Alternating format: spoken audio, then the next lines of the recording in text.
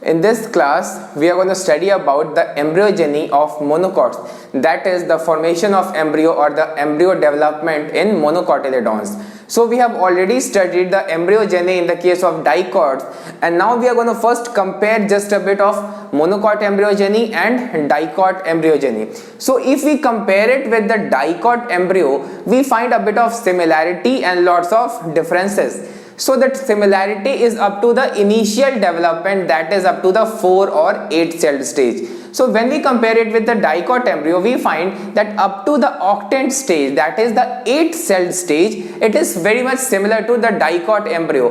But after the 8 cell stage, it starts a new pattern of development or a different form of development, and it gives rise to a different tissue as compared to the normal dicot embryo. So we are going to start first from the same, just like in the case of dicots, we saw the first was dicot, the first was in the case of dicot also we were having zygote, and here also we have zygote. तो यहाँ पे zygote के बाद जो भी differences होंगे वो हम आगे देखेंगे, और जो भी similarities होंगे वो भी देखेंगे.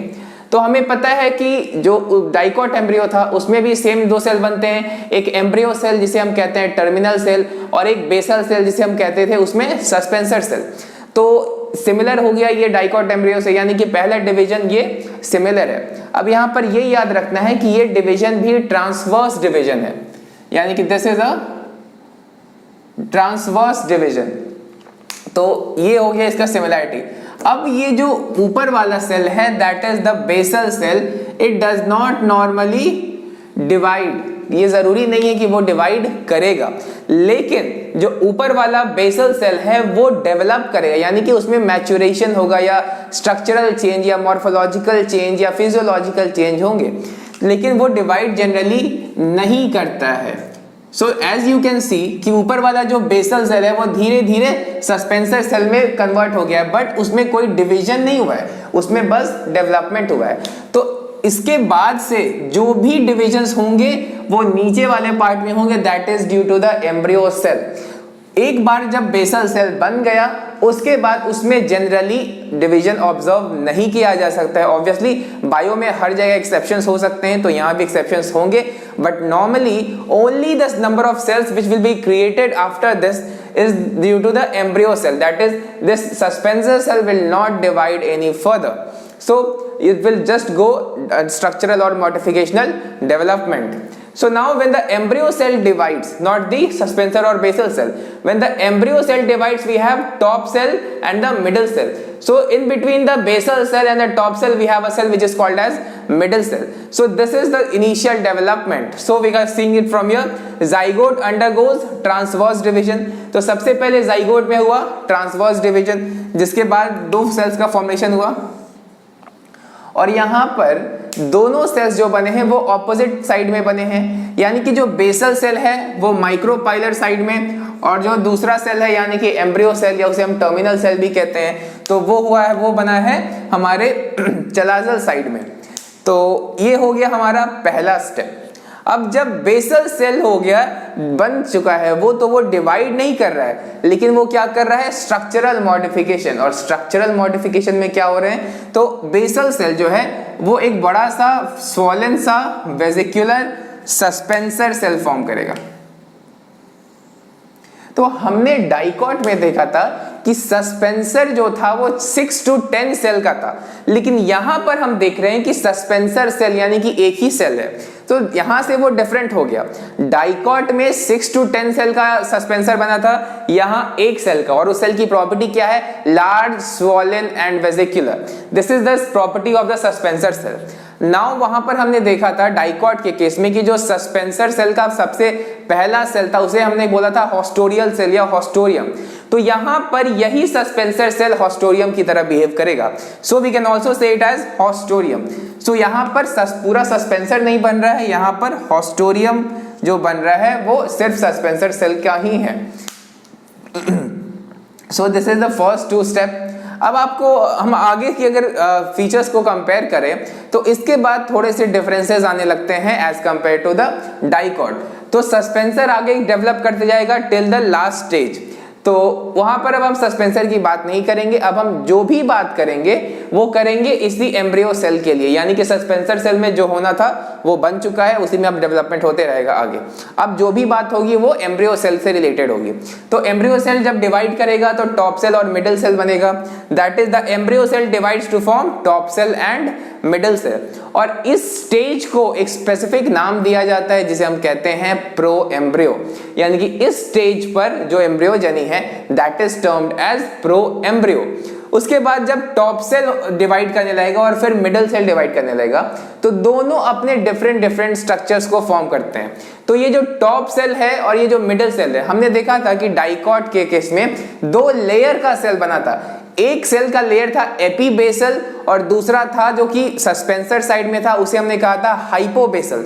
तो दोनों ने डिफरेंट स्ट्रक्चर को फॉर्म किया था। लाइकवाइज उसी के एनालॉगस हम इसे मान सकते हैं कि ये मिडिल सेल को हम उसके हाइपोबेसल लेयर से कंपेयर कर सकते हैं डाइकॉट के, और उसके जो टॉप सेल है यहाँ पर उसको हम उसके एपीबेसल से कंपेयर कर सकते हैं। तो ये भी वही स्ट्रक्चर को फॉर्म करेंगे जो वहां पर हाइपोबेसल और एपीबेसल ने फॉर्म किया था।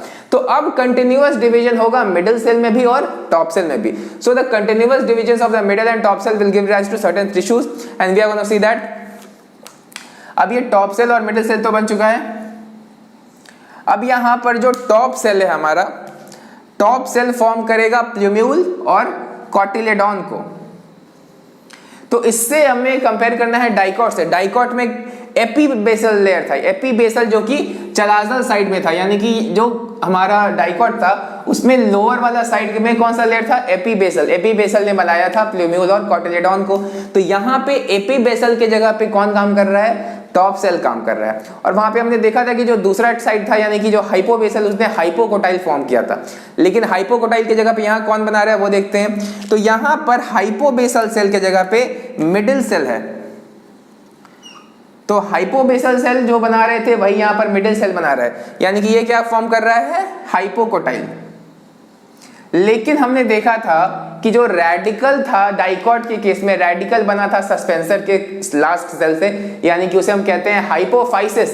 लेकिन यहां पर मिडिल सेल ही फॉर्म करेगा आगे चल के रेडिकल को।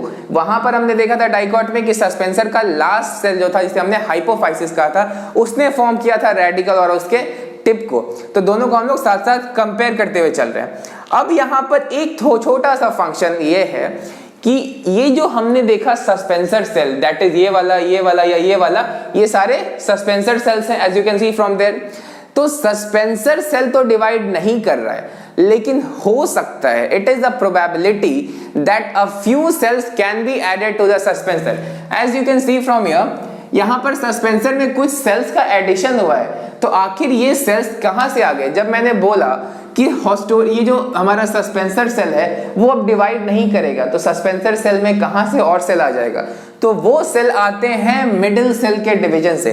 तो जो हमारा मिडिल सेल होता है वो थोड़ा सा फ्यू सेल्स ऐड कर सकता है सस्पेंसर में, टू द सस्पेंसर।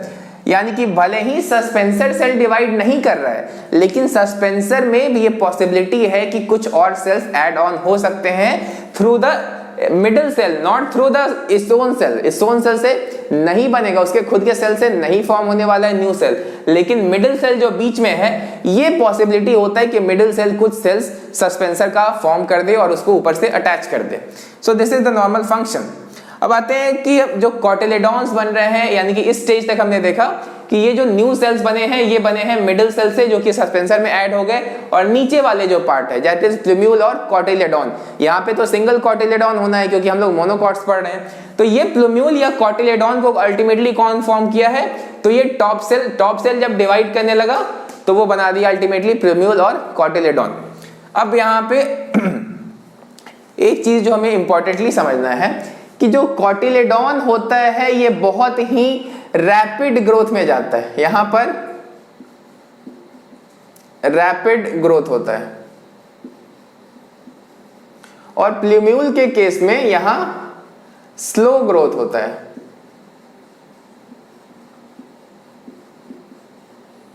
तो ऑब्वियसली कॉटिलेडॉन ज्यादा तेजी से ग्रो करेगा तो प्लूम्यूल को पुश कर देगा।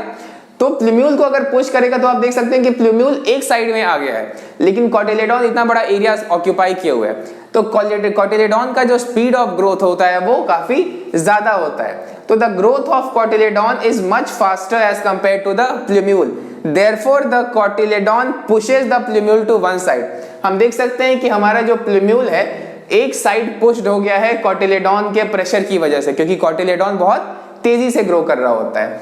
नाउ इसमें और भी स्ट्रक्चर है। हमने यहाँ देखा था कि जो हमारा ऊपर वाला सेल है यानी कि मिडिल सेल ने बनाया था हाइपोकोटाइल एंड रेडिकल। तो as you can see it from here, hypocotyl और रेडिकल किसके जगह पे बना है? मिडिल सेल से अल्टीमेटली जो सेल्स बन रहे हैं वो बना दिए हैं हाइपोकोटाइल और रेडिकल, और नीचे वाला टॉप सेल था, टॉप सेल बना दिया है नीचे वाले प्लूम्यूल और कोटिलेडॉन को। Now we will see the development after this stage, यानी कि इसके बाद ये इस शेप का होता है, इसके अंदर भी सेल्स भरे हुए होते हैं, दैट्स ऑब्वियस। तो यहाँ पर इसका नेक्स्ट स्टेज है, इसके पहले यहाँ पर ये वाला जो निकल रहा है, this is a plumule and this is the cotyledon. और उसके बाद आप देख सकते हैं कि सस्पेंसर काफी श्रिंक हो गया है, सस्पेंसर काफी छोटा हो गया, क्योंकि अब सस्पेंसर की जरूरत नहीं होती है, तो सस्पेंसर काफी इस स्टेज में छोटा हो जाता है। और यहाँ पर एक और चीज का फॉर्मेशन हो रहा है, दैट इज द रेडिकल। तो रेडिकल हो जाएगा ये वाला पोर्शन। तो यहाँ पर इस रेडिकल के बाद फ्यूचर में रूट बनेंगे, we will see that later. Cotyledon एक तरह से फूड स्टोरेज कर सकता है, लेकिन मोनोकॉट्स में तो एंडोस्पर्म होंगे, वो सारी चीजें हम देखेंगे इसके बाद। यानी कि इस स्टेज में जो भी स्ट्रक्चर बनेंगे उनके फॉर्मेशन और उनके बारे में नाउ वी विल स्टडी। सो हमने अभी इस स्टेज तक देख लिया है कि कोटिलेडॉन और प्लूम्यूल का फॉर्मेशन कैसे होता है, किससे होता है, और उसके बाद इसी का जस्ट नेक्स्ट स्टेज है जहां पर वो प्लूम्यूल और रेडिकल्स वो होते हैं। अब यहाँ पे हमें जानना है कि ग्रास फैमिली में क्या होता है। तो हमें नॉर्मली जो सीरियल्स हम खाते हैं जैसे कि राइस या वीट या फिर शुगर केन या ऐसे ग्रासेस में, तो उन ग्रासेस में कोटिलेडॉन को स्क्यूटेलम कहा जाता है। तो यहाँ पर हम जो इस पूरे कोटिलेडॉन को पढ़ रहे हैं, उस कोटिलेडॉन को हम क्या बोलेंगे? स्क्यूटेलम। तो only in the case of grasses, सारे मोनोकॉट्स में नहीं, लेकिन ग्रासेस में हम क्या बोलते हैं कोटिलेडॉन को? स्क्यूटेलम।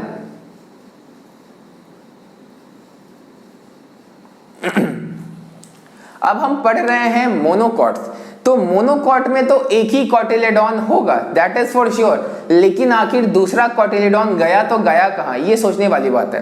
तो जो मोनोकॉट्स है भले ही उनमें एक कोटिलेडॉन है, लेकिन दूसरे कोटिलेडॉन का रिमेनिंग पार्ट है, भले ही पूरा नहीं बनेगा, लेकिन उसका रिमेनिंग पार्ट को हम कहते हैं epiblast, that is this one.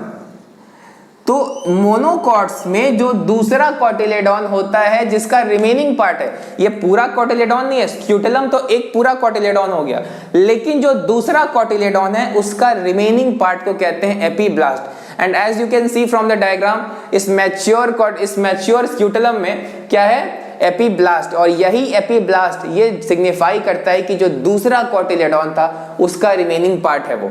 सो वो दूसरे कोटिलेडॉन का रेमनेंट है या फिर रिमेनिंग पार्ट हम कह सकते हैं, उसे हम रूडिमेंट्री फॉर्म भी कह सकते हैं या वेस्टिजियल सेकंड कोटिलेडॉन भी कह सकते हैं। तो रूडिमेंट्री या वेस्टिजियल ऑर्गन्स हम लोग पढ़ने वाले हैं चैप्टर इवोल्यूशन में, that is chapter number 7। So now we have seen the formation of this scutellum or the epiblast, and now we will see what are the extra structures, that is the coleoptile or the coleorhiza, and what are their functions and what do they enclose within themselves. Now we would study about the matured embryo of the monocots. So this last diagram that you are seeing here is the mature embryo, and also the scutellum that you can see here, that is the cotyledon over there. So this is the last diagram and that is of the mature embryo or the mature cotyledon also. So we are going to see the structure of the monocot embryo. So हमने dicot में देखा था कि dicot had 2 cotyledons and embryonal axis. यहाँ पर भी same चीज है, monocot will have 1 cotyledon and the embryonal axis. So the embryonal axis is the same as monocot or the dicot embryo, but there is one difference, and that is a single cotyledon is present over here, and in the case of dicots we had 2 cotyledon, and we have just seen that epiblast was the remnant of the second cotyledon. So the mature embryo will consist of 1 embryonal axis and the single cotyledon. So now we have to study about the embryonal axis. So embryonal axis consists of 2 main structures, and those are the hypocotyle and epicotyle. So in that diagram we are not seeing hypocotyle and epicotyle. That is because in the case of monocots, hypocotyl और epicotyl बहुत छोटे होते हैं। That is monocots में क्या होता है कि हाइपोकोटाइल और एपिकोटाइल बहुत ही शॉर्ट होता है। हमने डाइकॉट में देखा था काफी बड़े साइज का हाइपोकोटाइल और एपिकोटाइल था, लेकिन यहाँ पर ये काफी छोटा है। So that is why we are not showing with that over here. But the epicotyle would be this part, and the hypocotyle would be this part. So that is the hypocotyle and epicotyle. So the part of the embryonal axis above the level of cotyledon. हमने पिछली class में देखा था जब हमने dicot embryogeny पढ़ा था, तो the part of embryonal axis जो वहां पे above the level of cotyledon था वो क्या था, दैट वाज एपिकोटाइल। तो यहाँ भी कॉटिलेडॉन क्या है, स्क्यूटेलम। तो स्क्यूटेलम के लेवल ऑफ अटैचमेंट से ऊपर वाला पार्ट हो जाएगा एपिकोटाइल, और एपिकोटाइल के लास्ट में क्या होता है, प्लूम्यूल यानी कि शूट एपेक्स, और उसके बाद leaf primordia. So the part of embryonal axis above the level of cotyledon, तो यहाँ पे हम cotyledon को स्क्यूटेलम कहते हैं, is the epicotyle. So scutellum के level of attachment के ऊपर है एपिकोटाइल, और एपिकोटाइल के लास्ट में क्या होता है, that shoot apex that you can see over there. तो वहां पर क्या होता है, प्लूम्यूल के ऊपर होता है शूट एपेक्स, और उसके पास क्या होता है, leaf primordia. So leaf primordia जो होता है, it is a group of cells that forms new leaves. तो ये जो लीफ प्राइमोर्डिया है एक्चुअली लीफ को बनाने वाले सेल्स हैं। तो यहाँ पर शूट एपेक्स, लीफ प्राइमोर्डिया और प्लूम्यूल ये हैं टिप पर किसके, एपिकोटाइल के, और एपिकोटाइल बहुत छोटा होता है मोनोकॉट्स में। अब बात करते हैं इस लेवल ऑफ स्क्यूटेलम के नीचे, यानी कि the level of attachment of scutellum to the embryo, उसके नीचे वाला पार्ट। तो उसके नीचे वाला पार्ट को हम कहते हैं हाइपोकोटाइल, और हमने डाइकॉट में भी देखा था कि हाइपोकोटाइल के नीचे में क्या होता है, रेडिकल और रूट कैप होता है। तो यहाँ भी होगा रेडिकल और root cap. So the part of the embryonal axis below the level of attachment of scutellum, क्योंकि यहाँ पे स्क्यूटेलम ही कोटिलेडॉन है, इज द हाइपोकोटाइल। तो हाइपोकोटाइल में क्या होता है, सब उसके टिप पर रेडिकल और रूट कैप। तो हमने डाइकॉट एम्ब्रियो में भी सेम चीज देखा था, हाइपोकोटाइल के नीचे में होते हैं रेडिकल और रूट कैप। तो ये होता है नॉर्मल स्ट्रक्चर जो कि मोनोकॉट का एम्ब्रियो का होता है। यहाँ पे डाइकॉट से डिफरेंस क्या है कि एक कॉटिलेडॉन है, वहां दो कॉटिलेडॉन था, यहाँ एपिकोटाइल और हाइपोकोटाइल काफी छोटे साइज का होता है। उसके अलावा एक और, इनफैक्ट दो और स्ट्रक्चर है जिसे हम कहते हैं प्रोटेक्टिव कवरिंग, आप कह सकते हैं। तो उसे कहते हैं हम कोलियोप्टाइल या कोलियोराइजा। तो ऊपर डायग्राम में हम देख सकते हैं कि ये जो कोलियोप्टाइल है इस एपिकोटाइल को कवर कर रहा है। जो ब्लैक कलर का structure you can C over here, that is the coleoptile. तो ये कोलियोप्टाइल क्या कर रहा है, शूट एपेक्स को अच्छे से कवर कर रहा है, यानी कि एपिकोटाइल को वो कवर कर रहा है। तो एक तरह का ये प्रोटेक्टिव कवरिंग होता है। इसी के इक्विवेलेंट नीचे साइड में है कोलियोराइजा। तो ये कोलियोराइजा किसको एनक्लोज कर रहा है, रेडिकल और रूट कैप को। तो कोलियोप्टाइल एनक्लोज करता है एपिकोटाइल को, या फिर कोलियोराइजा एनक्लोज करता है रेडिकल और रूट कैप को। सो ये दोनों कवरिंग्स होते हैं, लेकिन ये दोनों कॉटिलेडॉन से ही एक्सटेंडेड होते हैं, यानी कि coleoptile and coleorhiza these are extensions of scutellum. ये दोनों के दोनों एक्सटेंशंस होते हैं स्क्यूटेलम के, लेकिन दोनों में डिफरेंस है स्ट्रक्चर का।